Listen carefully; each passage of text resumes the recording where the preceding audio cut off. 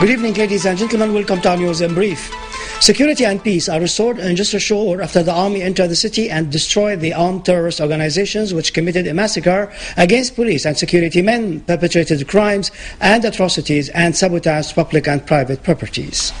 Army units entered Jisr Al Shughour and took control of the city after they managed to destroy the armed terrorist organizations which used guerrilla war tactics with the army units, using the mountain and the wood nature of the area as well as the dense populated neighborhoods to deploy their snipers. The gangsters also mined the bridges, streets and buildings and used sophisticated weapons, RPG rocket-propelled grenades, hand grenades, booby-trapped cars, big quantities of dynamite and explosive charges, which were later dismantled and confiscated by the army units.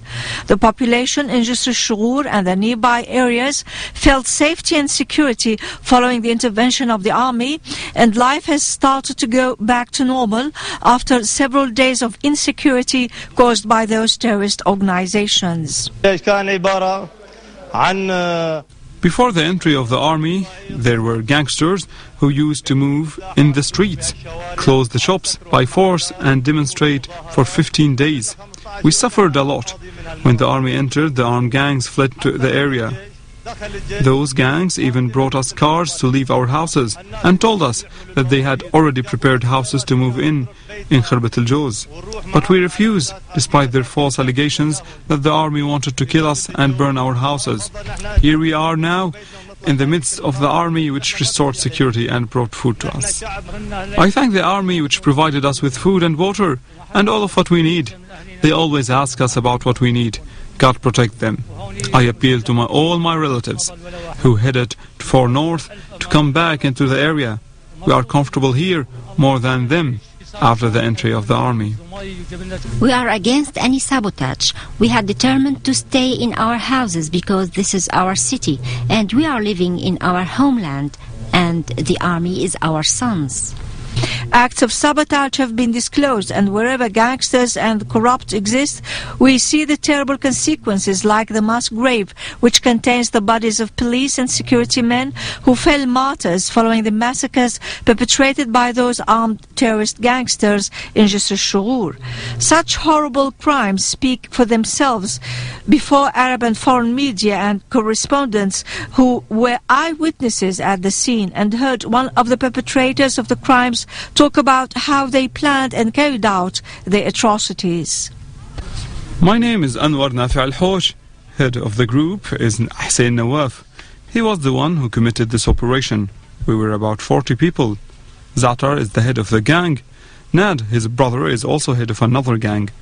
The bodies were buried by the so-called Al-Ghab resistance and Al-Jisr resistance. Their names are Hussein, Rashid and Hamdan. We killed them. We killed the security men because Hussein said that either you kill with us, the security men, for freedom, or we will slaughter you. As for the weapons, we brought them from Khirbat al-Joz from Turkey.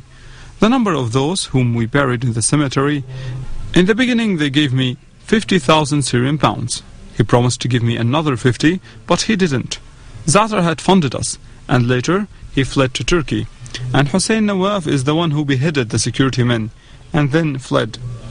I have been detained for 2 days. I was the one who spoke about the mass grave because I felt it was a crime and injustice. As for the fugitive Anas Qatroun, he is also of Jisr Al Shughour. We belong to Zatra, who is funded by foreign countries and from Lebanon. This is what Zatar told me. I only know him for 25 days now. We received the weapons from Khirbat al-Joz. Rashid, Hussein, Abdel Fattah and others are those who stole the weapons from the security station.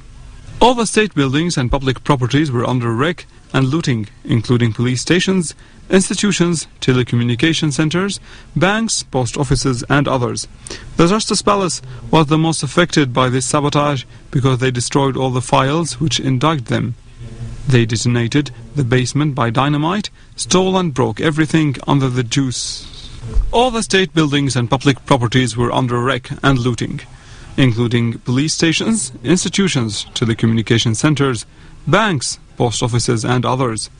The Justice Palace was the most affected by this sabotage because they destroyed all the files which indict them. They detonated the basement using dynamite, stole and broke everything under the disguise of freedom.